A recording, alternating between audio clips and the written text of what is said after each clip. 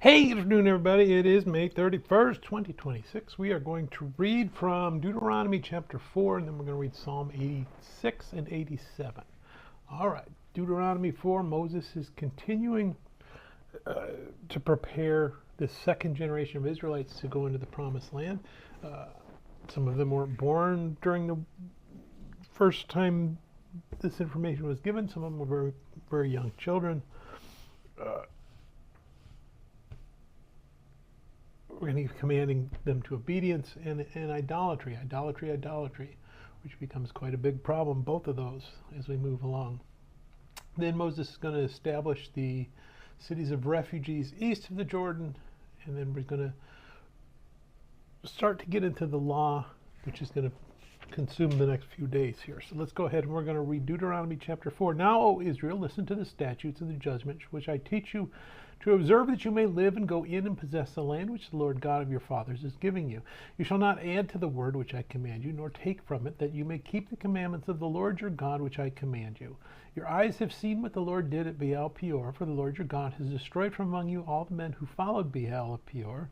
But you who hold fast to the Lord your God are alive today, every one of you. Surely I have taught you statutes and judgments, just as the Lord my God commanded me, that you should act according to them in the land which you go to possess. Therefore be careful to observe them. For this is your wisdom and your understanding in the sight of the peoples, who will hear all these statutes and say, surely this great nation is a wise and understanding people. For what great nation is there that is God so near to it as the Lord our God is to us, for whatever reason we may call upon him? And what great nation is there that has such statutes and righteous judgments as are in all this law which I set before you this day? Only take heed to yourselves and diligently keep yourself, lest you forget the things your eyes have seen, lest they depart from your heart all the days of your life. And teach them to your children and your grandchildren, especially concerning the day you stood before the Lord your God in Horeb, when the Lord said to me, gather the people to me, and I will let them hear my words, that they may learn to fear me all the days they live on the earth, that each may teach their children. Then you came near and stood at the foot of the mountain, and the mountain burned with fire to the midst of heaven, and with darkness, cloud, and thick darkness.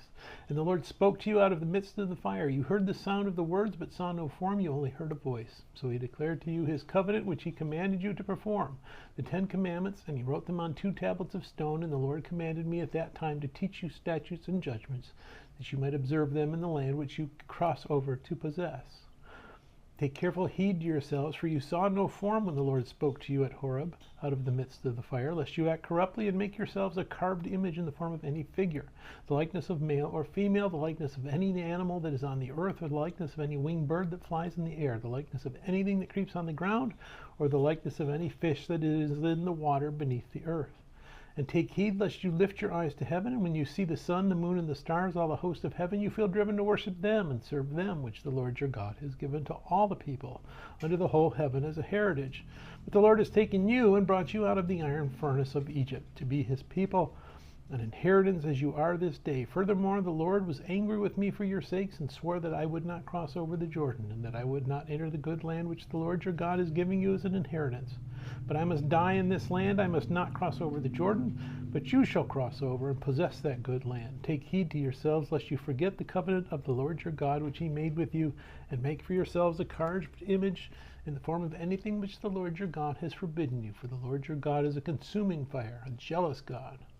When you beget children and grandchildren, and have grown old in the land, and act corruptly, and make a carved image in the form of anything, and do evil in the sight of the Lord your God to provoke him to anger, I call heaven and earth to witness against you this day, that you will soon utterly perish from the land which you cross over the Jordan to possess. You will not prolong your days in it, but will be utterly destroyed. And the Lord will scatter you among the peoples, and you will be left few in number among the nations where the Lord will drive you. And there you will serve gods, the work of men's hands, wood and stone, which neither see nor hear nor eat nor smell. But from there you will seek the Lord your God, and you will find him if you seek him with all your heart and with all your soul. When you are in distress and all these things come upon you in the latter days, when you turn to the Lord your God and obey his voice, for the Lord your God is a merciful God, he will not forsake you nor destroy you, nor forget the covenant of your fathers which he swore to them. For ask now concerning the days that are past, which were before you, since the day that God created man on the earth, and ask from one end of heaven to the other, whether any great thing like this has happened, or anything like it has been heard. Did any people ever hear the voice of God speaking out of the midst of the fire as you have heard and live? Or did God ever try to go and take for himself a nation from the midst of another nation by trials, by signs, by wonders, by war, by a mighty hand and an outstretched arm, and by great terrors, according to all that the Lord your God did for you in Egypt before your eyes? To you it was shown that you might know that the Lord himself is God. There is none other besides him. Out of heaven he let you hear his voice, and that he might instruct you. On earth he showed you his great fire, and you heard his words out of the midst of the fire. Because he loved your fathers, therefore he chose their descendants after them. And he brought you out of Egypt with his presence, with his mighty power, driving out from before you nations greater and mightier than you, to bring you in, to give you their land as an inheritance, as it is this day. Therefore know this day and consider it in your heart that the Lord himself is God in heaven above and on the earth beneath. There is no other.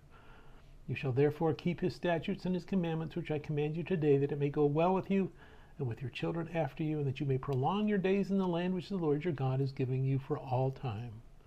Then Moses set apart 3 cities on this side of the Jordan toward the rising of the sun, that the manslayer might flee there who kills his neighbor unintentionally without having hated him in time past, and that by fleeing to one of these cities he might live. Bezer in the wilderness on the plateau for the Reubenites, Ramoth and Gilead for the Gadites, and Golan and Bashan for the Manassites. Now this is the law which Moses set before the children of Israel. These are the testimonies, the statutes, and the judgments which Moses spoke to the children of Israel after they came out of Egypt. On this side of the Jordan, in the valley opposite Beth Peor, in the land of Sihon, king of the Amorites, who dwelt at Heshbon, whom Moses and the children of Israel defeated after they came out of Egypt.